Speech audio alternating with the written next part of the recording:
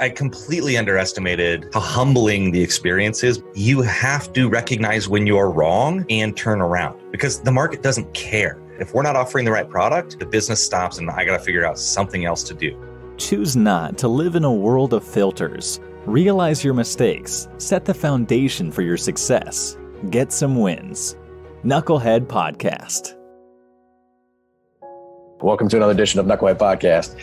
You got with you today probably literally the epitome of a knucklehead. How is it that you two, who in today's world, and I'm talking about the host, not the guest here. The guest is Luke Hansen. He's the CEO of Company Cam. I'm going to butcher this backstory, but it's going to be funny too. This is important in today's digital world. You get caught up in the pace of change and wanting to keep up with the flow of information. Sometimes you just look past the most obvious things. Luke and I live in different states. We work in different industries, but we went to school together back in the day, and we didn't figure that out until a minute or 2 minutes into this podcast. Can you believe that? It's freaking ridiculous. So I'm throwing myself under the bus. I've got tread marks on my face for those of you who are just listening. It's ridiculous. But Luke, we appreciate you being gracious enough not to kick me square in the balls for. No, but I went to high school with you. I don't want to fight you. You know, I see the dopey beta. Like I'm like, no, I'm like, I got my fists in order yet. But it's funny that I don't know that we actually grew up together, but like we went to the same high school and around the same time. But you're way older than me, man. If I remember right, like way, like you're, I think probably almost a year older than I am. Probably, I think a whole 365 days. So the idea here is to do two things. One, let's talk about why making mistakes, screwing up are so important and pivotal to the successes that you're going to have in your business. And the second thing that we want to accomplish is we actually want to fully embrace the fact that there's not one of us that's got this all figured out. There's things that you experience that will help my business grow and those folks that are listening. And our audience is primarily that people who've either reached a plateau, they may be $50 million in annual recurring revenue, and they want to get their business up to 100 million. They understand that they're going to have to break it a little bit before it gets to 100 million. Their processes and administration have gotten them to where they are. And sometimes that's not good enough. They want to accomplish more. And so that's why mistakes are so important. And the environment that gets created in some cases in today's culture, especially in today's business world, is you want to appear as if you have things more figured out than what you truly do in order to gain the attention and gain the net new customers or even the trusted business relationships, because everybody's afraid to talk about the things that they've screwed up. Well, we don't do that here on this show. That's exactly what we do. We talk about the things that we've screwed up. And I love how you led with the fact that your business acumen was starting to develop at a really relatively young age because your family runs a business. So I got to ask you, how did the learning lessons of having a family-based business back whenever you were younger lead you to where you are now? Absolutely. I'm going to try to answer most of those questions. It really helps. So my dad owns a roofing company here in Lincoln, Nebraska. And when I was, in high school, it was me and my buddies roofing houses. Then very shortly after, we got one other crew. And then we got another crew. And, now they're quite successful. They're roofing, 10 to 20 houses a day in commercial buildings and putting on siding. And, they're doing a lot of stuff. And watching that business grow and really seeing how it happened, which was we weren't super smart. We didn't have this genius scaling plan. It was like we treated people right. We treated our customers right, our employees right.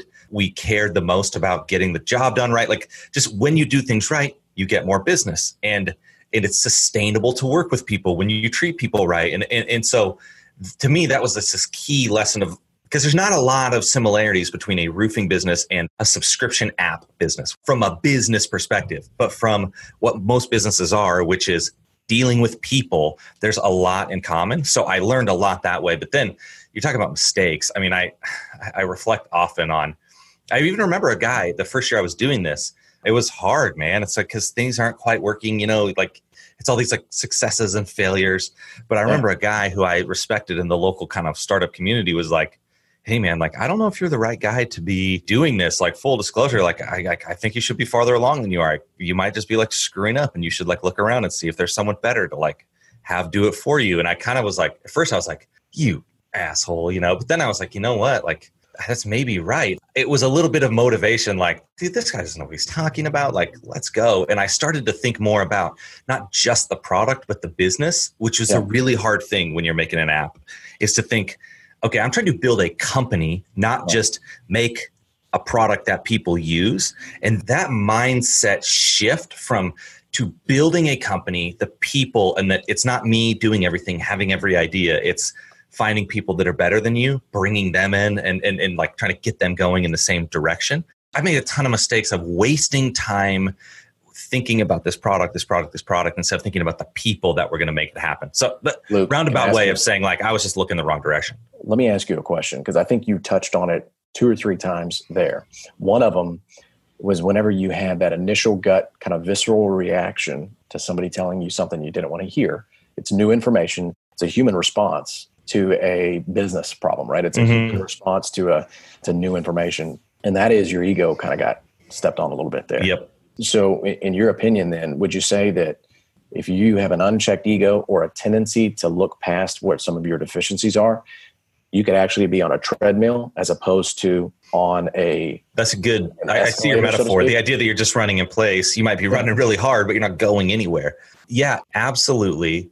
I completely underestimated how humbling the experience is, because you do feel like kind of like you're working for everyone else, and that there's a lot of responsibility than when you're an employee, and that you have to recognize when you're wrong and turn around, because the market doesn't care.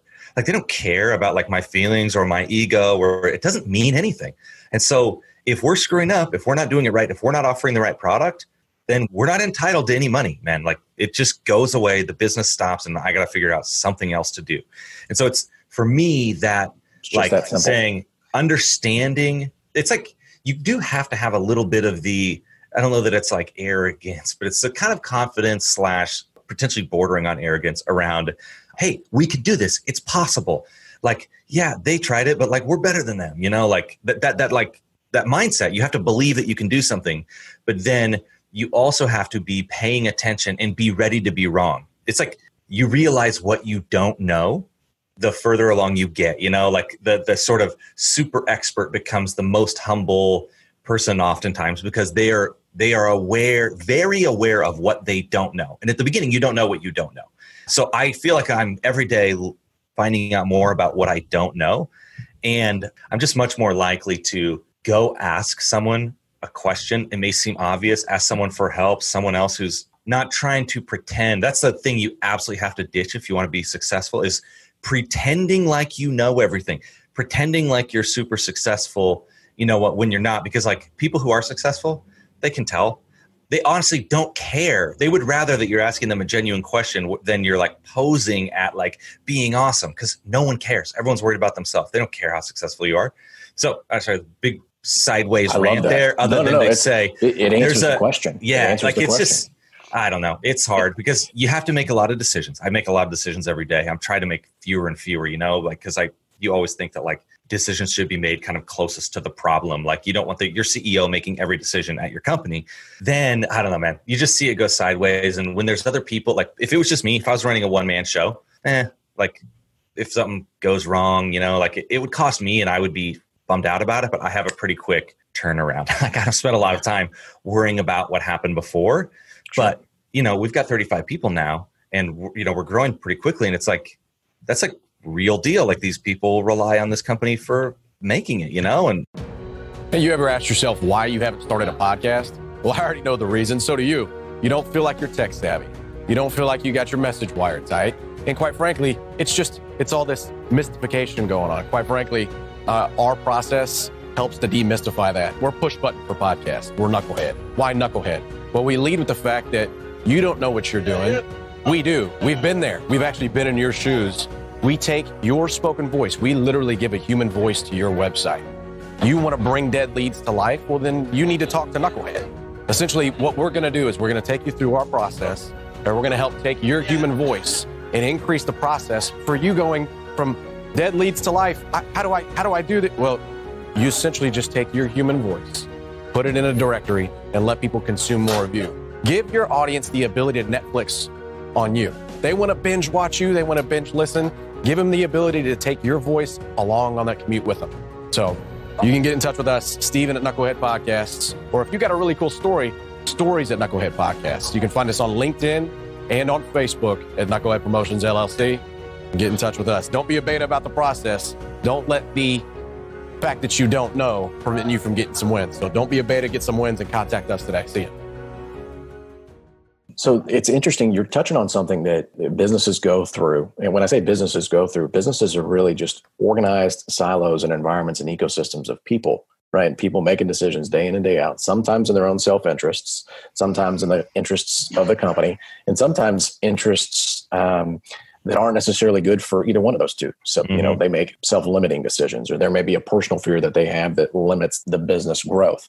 And I like how you just touched on the delineation between, okay, yeah, there's a roofing company that you kind of came from where you cut your teeth on being able to work with people, to now learning how to leverage what you've learned dealing with people and growing a more palatable product that ends up being input. Yeah, no, I mean, it definitely is more scalable. And that's, any business has like a business model, right? There's a financial model of this is how we make money and this is what the future looks like. And here's the projections. And I'm skeptical of a lot of that stuff because sometimes you confuse the forest for the trees. Hey, look, we made a chart going up.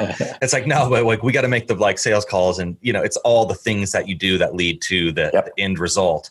That's something I think about a lot, is the things that are the same across a lot of businesses. Like our product, we would say, we make a product for contractors. So these are like roofers, plumbers, pool builders, anyone that would come to your house and work on something. And it amounts to a kind of a camera app communication system for them to have accountability and to have records of what they did, what it looked like. And it's like their company's kind of memory almost.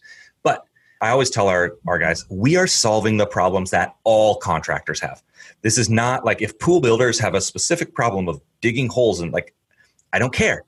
That's not a problem that every contractor shares. So that's not a problem we're solving. But we're also not trying to solve podcast guys' problems or financial advisor problems, or, you have to have a defined problem, which I think we've nailed on to. But then you've just got to know what it is. And that was hard when you're starting something new. It isn't defined for you. It's not already laid out like, hey, for example, a roofing company, you're putting on roofs, man. There's a pretty good process to doing that. People have been doing it for a long time. Now, it doesn't mean you can't innovate anything. It's largely out in front of you. It's a matter of kind of execution. Whereas this is, again, execution is all important, but it's like, I love the open space. The fact that I have to kind of just figure out which direction to go. No one's telling you exactly what to do. There's best practices, there's ways that you want to go about things, but in the end, you're sort of like moving into the unknown and trying to figure it out. And that's what's so fun. And then when you're doing it with other people, if you can work together well, it's doubly fun than, doing it by yourself. You just hit the nail right on the head. And I think that the ideas that we're talking about here, they're fun to discuss, but I got to ask you, let's talk about a time when you, Luke, were in a meeting and you're trying to communicate this message and somebody just goes, hey, listen, I just don't get it. Or I get that that's what we're doing, but you don't understand the resistance I'm running into trying to book these appointments with these contractors. Or, you know what? I sell it. We've gone through this entire process, but for some reason the technology is malfunctioning. What in the world? Give us an example one time of where Luke was essentially put on blast, for lack of a better term. Oh, right? Yeah. I just appointed a new head of product, which is kind of the design and development of the app, the person running that. Because I was basically doing that for the whole last 4 years since our company started.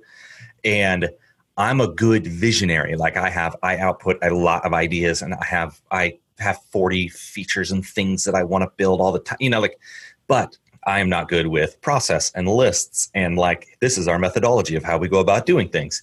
And I got us screwed up, scope creeping, or trying to get this release out. And some of our people were like, we can't keep doing things this way. And, they have to just tell you. And people here definitely feel like they can give me the feedback, which is crucial. If anytime someone tells you that you're screwing up, and the hard thing is, it is very hard to do that in a way.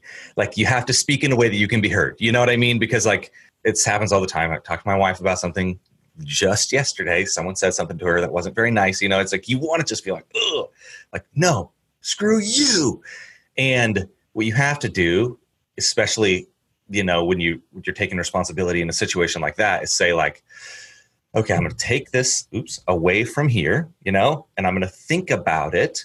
And then I'm going to see, like, try to assess it reasonably and like, not that it could hurt my feelings or whatever. You just step back from that. And it's hard to do. And it takes, practice. Part of it's just getting older, man. You finally see how these old crazy people, how people become old and crazy. It's like they give less of a every year until they're like 75. And then it's like they have no left, man. They are just out there. They're done doing whatever they want. Yep. And so whether you like it or not, they're going this way. Exactly. I find what's happening to me is like, I don't care. Like I'm yelling at people from my lawn.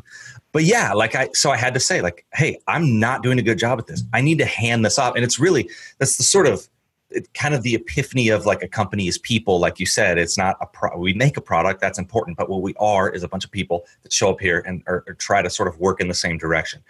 And I've seen my key job now is supplying vision. This is what I think my job is as CEO. I'm sure there's a book that says something similar to this, but like, and I didn't invent anything special here, but I need to supply the vision, like make sure everyone understands what that is. What are we trying to do?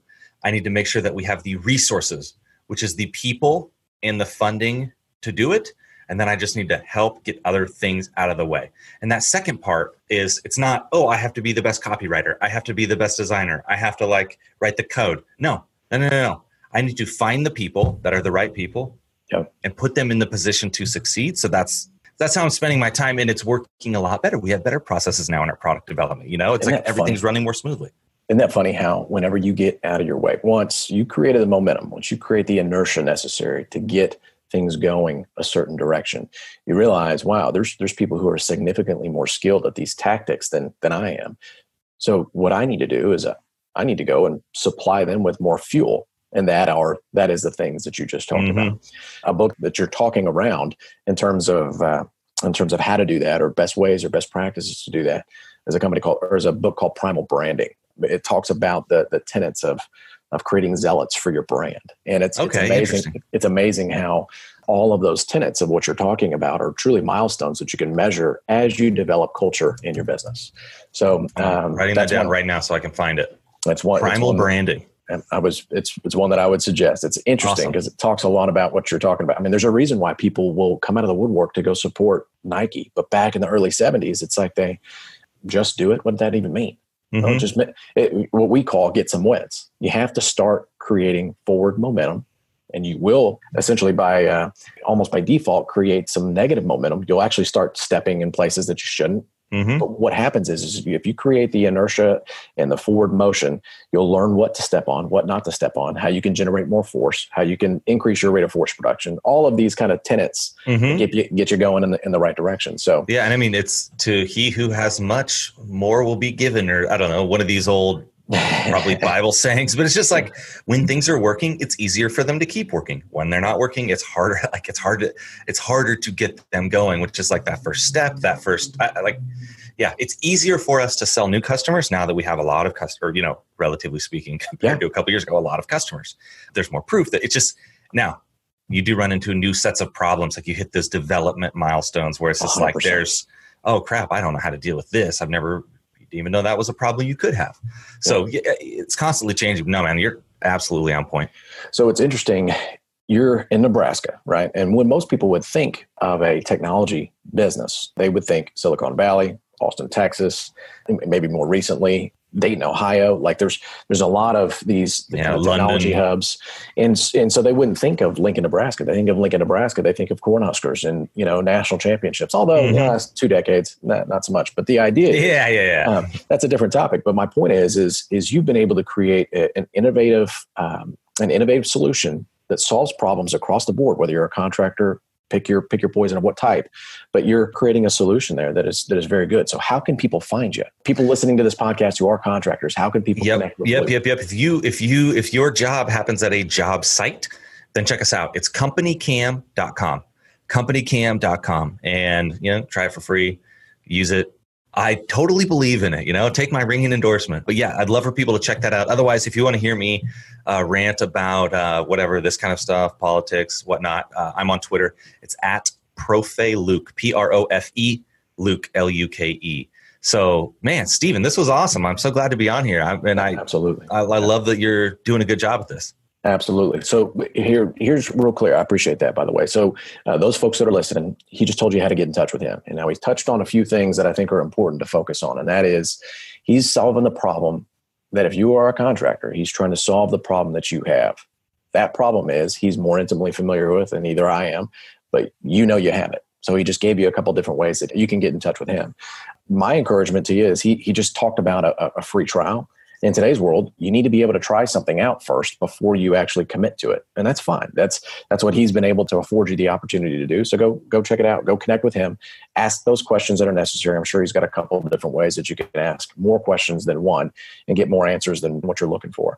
For those of you who are listening to Knucklehead Podcast and you haven't subscribed yet, subscribe. You just click a button. And what happens is you actually get this silky smooth voice in your earwaves coming at you with something new every Tuesday. And what ends up happening is you get to develop a relationship not only with our guests, but with us. And we want to create a human connection for you and your business to help bring dead leads to life. But also on top of that, for those of you who are listening who just are entertained by it, just know that there's not one of us that's got this all figured out. So you can laugh a little bit listening to somebody in Lincoln, Nebraska talking about how they can go from a roofing contractor, honestly, in the middle of a soybeans. I know he used to pick up footballs out of a soybean field next to where he went to high school. I know that because I went to the same high school. And what's interesting is now he's helping to develop careers for more than 35 people, probably going to 350 here before too long. So for those of you who like to listen, we come out with a new episode every Tuesday. Luke told you how to get in touch with him. Don't be a beta about the process. It requires you to have courage to go out there and screw up. You are going to get your nose bloodied. You are going to have some scraped knees. You are going to screw things up along the way. It happened to Luke as recently as yesterday is what he was talking about. However, he's now realizing that he's much further along than maybe what he gives himself credit for. So there's folks out there that are listening that are in that same boat. We encourage you to keep moving, connect with us. And with that, have a good rest of the day. We'll talk to you soon, folks. See ya.